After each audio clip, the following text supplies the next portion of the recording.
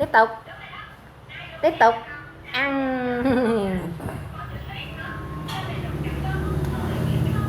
Hả? Nó đó, quên nữa. Nó làm bể cái bịch á. À đúng rồi, giỏi nè, đưa tay. Rồi, xong rồi hà nha. Xong rồi hà coi. Đó, nó vỗ ngực kìa. Nó vỗ ngực kìa. Nó vỗ ngực kìa. Nè. Nó vỗ ngực là nó làm đổ nước đó.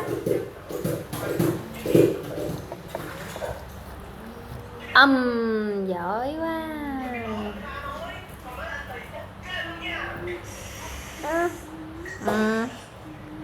Hết chưa? Hết rồi đó rồi. Đây, đưa tay đây. Rồi, cha đó ha, cha đi lau nhà. Con ôm đi. Ôm cha đi lau nhà.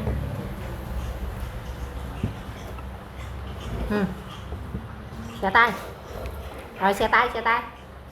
Rồi xè tay kìa, cha coi kìa, cha nhìn nè. Ngon không? Ngon kìa. Ngon.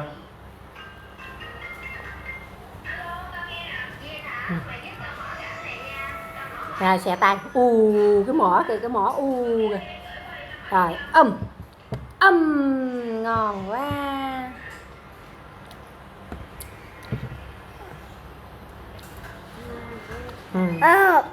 Đúng rồi. Bé kem á, đừng giật. Rồi con xoay đi chỗ khác rồi. Xoay đi nè, xoay cái mặt con thôi nè. Rồi, tay đâu? Tay đây.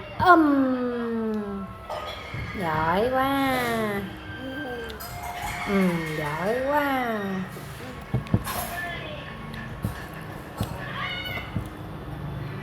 Cái đó không được, cái đó cứng nè, cái này mềm nè. Mấy cái đó cứng con không ăn được. Chỉ có cái mềm này nè, mẹ gỡ cái mềm này nè mới ăn được. Còn mấy cái kia cứng mẹ bỏ ra ngoài, mẹ bỏ để riêng. Mẹ bỏ để riêng. Cha coi bé nè cha. Cha tay ra. Rồi.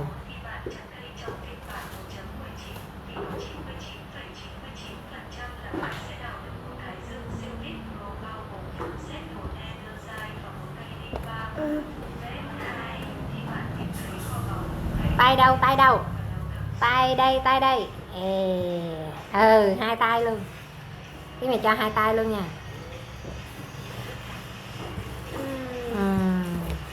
Tay đâu? Tay đây.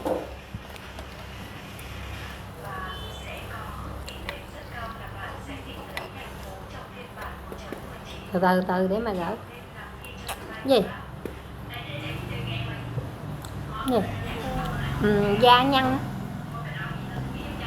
Tay mẹ da nhăn đó phải không?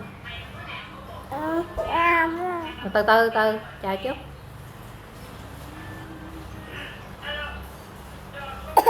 Rồi, tay đâu? Tay đây. Cha đó hả?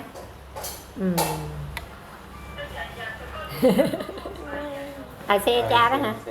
Sao cha ra được ta? Mình ngồi đây sao cha ra được ta? Bé hỏi cha coi cha ra được không? Tay đâu? Tay đây. Hỏi coi cha ra được không?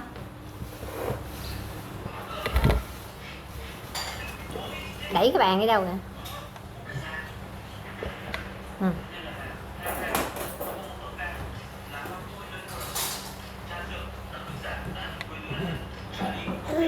Nè, tay đâu?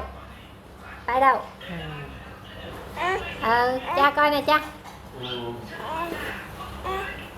Chim, coi em nè chim. Coi bé kem nè chim.